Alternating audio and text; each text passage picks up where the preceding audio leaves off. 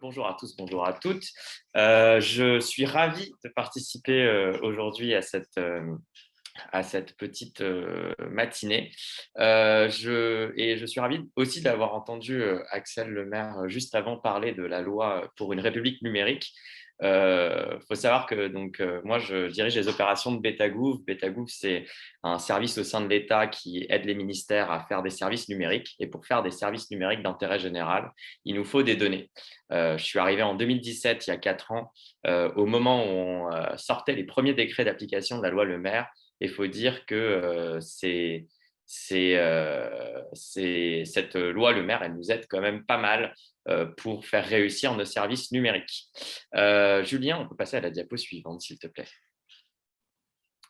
Donc, comme je disais, Betagouv, c'est un service au sein de l'État, au sein de la direction interministérielle du numérique, qui a pour objectif d'aider tous les ministères et toutes les administrations publiques à lancer des services numériques, des sites Internet, des API, des infrastructures numériques au sens large, qui répondent à certains standards de qualité et d'impact. On essaye de faire des services qui répondent vraiment aux besoins des gens et qui ont le plus d'impact social ou environnemental.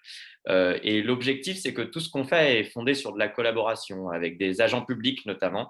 Dans l'ensemble des équipes qu'on appelle les startups d'État, il y a à la fois des experts du numérique qui viennent du privé et à la fois des entrepreneurs. On y reviendra tout à l'heure. Alors, vous connaissez peut-être Betagouv pour certains exemples que je vais vous montrer rapidement. Avec l'URSSAF, on a sorti monentreprise.fr il y a quelques années. C'est un service qui permet de simplifier grandement la vie des entreprises et des citoyens, et qui vous permet facilement de savoir, par exemple, comment convertir votre salaire brut en salaire net. Et pour les employeurs, il permet de savoir quel est le coût total d'une embauche. C'est un service qui est évidemment open source et c'est un service qui a aujourd'hui d'une dizaine de millions d'utilisateurs à son compte. On peut passer à la diapo suivante, s'il te plaît, Julien. On travaille aussi sur d'autres services, sur d'autres politiques publiques. Par exemple, Diagoriante, c'est un service qu'on fait avec le ministère des Affaires sociales, avec la délégation générale à l'emploi et à la formation. Et Diagoriante, c'est un service qui s'adresse principalement aux jeunes qui sont en décrochage scolaire. Et c'est un service qui leur permet, grâce à des serious games, de détecter facilement des compétences qu'ils peuvent valoriser dans des métiers près de chez eux. Et on peut passer à la diapo suivante pour un troisième exemple qui est Pix et que vous connaissez peut-être. Pix, c'est un des premiers produits numériques qui est sorti de chez Betagouv, qu'on a fait avec le ministère de l'Éducation nationale et le ministère de l'Enseignement supérieur et qui aujourd'hui a été déployé dans l'ensemble des collèges et des lycées. C'est un service qui permet à tous les élèves de collège et de lycée de s'évaluer et de se former aux compétences numériques qui sont évidemment nécessaires aujourd'hui. On peut passer à la diapo suivante. Il y a énormément de services numériques qui aujourd'hui viennent du programme Betagouv. Axel Lemaire tout à l'heure a parlé de la base adresse nationale. C'est aussi le cas du point d'accès national de données de transport Betagouv, dont on parlera tout à l'heure. Tous ces services, vous pouvez aller les visiter et les découvrir sur le site de Betagouv si vous voulez en savoir plus. On peut passer à la diapo suivante. Aujourd'hui, ça représente à peu près 105 services numériques au sein de l'État et dans les administrations publiques, également dans les collectivités territoriales, et plus de 600 membres. Faut savoir que quand je suis arrivé en mai 2017, on était 60, donc on a fait x10 en 4 ans.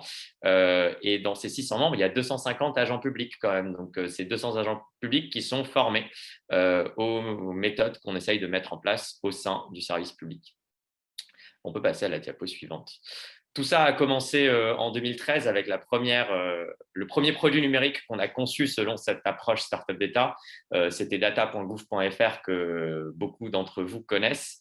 Ça a bien marché, on était satisfait d'avoir pu mettre en ligne en 2013 une plateforme comme DataGouv et ça nous a permis de se dire essayons de répliquer cette méthode et d'ouvrir un premier incubateur. On l'a ouvert à Pôle emploi à l'époque et on a ensuite créé un incubateur interministériel la même année en 2015. C'est à ce moment-là qu'est née la mission beta.gouv.fr. Et puis progressivement, on peut passer à la diapo suivante. On a essayé de diffuser cette approche Startup d'État au sein des administrations publiques. C'est une approche qui repose sur 3 piliers, hein. L'idée, c'est d'abord d'avoir des mesures d'impact pour tous nos services numériques. Quand on fait des startups dans le privé, l'objectif, c'est de faire du profit, hein. On a un compte de résultats à la fin de l'année qui nous permet de dire qu'on a fait du profit. Dans le public, ce n'est pas le cas. Nous, on fait des services publics numériques. Nous, notre but, c'est comme une école, c'est comme un hôpital, c'est d'avoir de l'impact. Et donc, on essaye de mettre en place pour chacun de nos services numériques des mesures d'impact les plus rigoureuses possibles pour savoir si ce qu'on fait dans le numérique a vraiment un impact positif dans le réel. On essaye aussi de mettre en place des pratiques d'amélioration continue, donc c'est toujours la même diapo. L'idée, c'est de lancer très rapidement une première version d'un service numérique pour ensuite progressivement la passer à l'échelle. Et tout ça se fait avec des équipes autonomes, et je vous le disais tout à l'heure, c'est des équipes mixtes dont je parlerai dans quelques instants. Justement, dans ces équipes, aujourd'hui, je vous disais qu'on est plus de 600 aujourd'hui. Vous avez à la fois des agents publics et à la fois des indépendants et des indépendantes, mais aussi quelques prestataires. Et on peut passer à la diapo suivante pour découvrir qui y a derrière tout ça. Dans chaque équipe, vous avez des agents publics qui ont un rôle d'entrepreneur, hein, c'est des personnes qui entreprennent au sein de l'État. Et puis ensuite, vous avez tout un tas de personnes qui viennent en général du milieu de la tech privée et qui viennent mettre leurs compétences au service de l'intérêt général au sein de ces équipes de start-up d'État. Il y en a parmi les participants que j'ai vus et que je salue, par exemple Tristram qui a travaillé avec nous sur Transport Data Gouv. Je passe à la diapo suivante. Et donc aujourd'hui, on est présent dans quasiment l'ensemble des ministères avec des structures qui suivent cette approche. Vous avez par exemple la fabrique numérique de l'écologie qui est aujourd'hui le plus grand incubateur de produits numériques dans les ministères. C'est par exemple là-bas qu'est incubé le registre de preuves de covoiturage, qui est une infrastructure numérique du ministère des Transports et qui permet aux collectivités territoriales de gérer leur campagne d'incitation au covoiturage. C'est par exemple ce que fait Île-de-France Mobilité, qui parlera tout à l'heure. On travaille également avec le ministère de la Culture, hein. On a l'atelier numérique du ministère de la Culture qui travaille aussi sur le sujet des données. Et dans quelques mois, on va pouvoir espérer avoir des services numériques autour de la base du mobilier national, par exemple. Je vous passe les détails sur l'ensemble des autres ministères, mais vous pouvez également découvrir tout ça sur le site de Betagouv.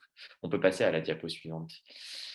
Tout ça, on essaye de le faire avec un certain nombre de standards, des standards de qualité et d'excellence, des standards d'ouverture également. L'ensemble des services qu'on produit, les plus de 100 services qu'on produit sont tous open source. Mais on va aussi plus loin, c'est-à-dire que sur chacun de ces services, on essaye d'ouvrir les statistiques du service, les statistiques d'impact du service, parce qu'on considère que ce qu'on fait, on le fait avec de l'argent public et que c'est intéressant de montrer aussi aux citoyens ce qu'on arrive à faire et l'impact qu'on arrive à obtenir avec tous nos services. On essaye aussi de documenter au maximum l'ensemble de nos apprentissages et de les publier. Évidemment, on a des standards d'accessibilité, hein. On fait du service public, donc on essaye de faire en sorte que nos services numériques soient accessibles, quelle que soit la situation de handicap de nos utilisateurs. On a évidemment des standards de qualité logicielle, de support. On essaye de faire en sorte que les personnes qui utilisent nos services puissent bénéficier d'un support de qualité, d'un lien humain avec des personnes qui répondent au téléphone ou qui répondent par mail quand on les sollicite.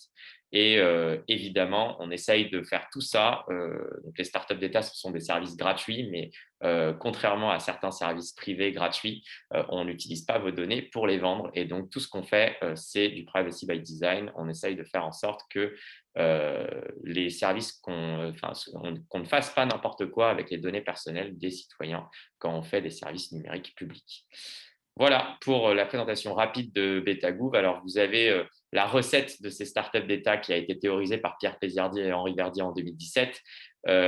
Si on arrive à vous envoyer cette présentation, vous pourrez accéder au document directement en cliquant sur la diapo, puisque ce petit ouvrage est accessible publiquement.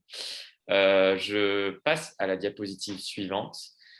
où je vais vous donner en quelques minutes 2 exemples rapides de start-up d'État. Le premier, vous le connaissez bien pour certains d'entre vous, c'est transport.data.gouv.fr, donc plateforme qui a été lancée en 2017 et qui avait pour objectif de faire en sorte que partout en France, les citoyens et les citoyennes puissent bénéficier facilement de services numériques, d'applications smartphone par exemple, de calculateurs d'itinéraire, où ces citoyens et ces citoyennes pouvaient espérer voir des données sur l'information voyageur de leur bus, les horaires de leur bus, les horaires des trams, etc. etc. Faut savoir qu'en 2017, la plupart des agglomérations en France ne bénéficiaient pas de la présence de services numériques grand public. On pense à Mappy qui repose sur Navicia, on pense à Citymapper, on peut penser à Google Maps ou Apple Maps ou Transit. Ces applications, elles marchaient essentiellement à Paris, à Lyon, à Lille, à Marseille, mais pas à Châteauroux, pas à Angers, pas dans la plupart des agglomérations françaises. Aujourd'hui, ce qui se passe sur Transport Data Gouv, c'est que l'ensemble des agglomérations françaises sont en capacité de publier ces données. Et l'ensemble des réutilisateurs de données, on peut passer à la diapositive suivante, peuvent les réutiliser.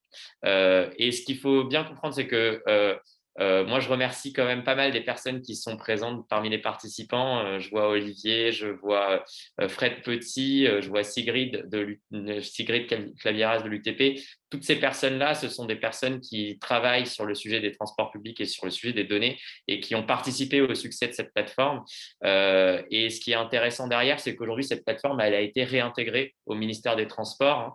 Moi, je m'en occupe plus. Il y a une équipe au ministère des Transports qui a été mise en place avec un agent public qui s'en occupe. Et c'est aujourd'hui une infrastructure numérique du ministère des Transports. Le ministère des Transports, il construit des routes, il construit des ponts, il construit des ronds-points parfois, mais il construit aussi des infrastructures numériques et il opère aujourd'hui cette infrastructure numérique qu'est transport.data.gouv.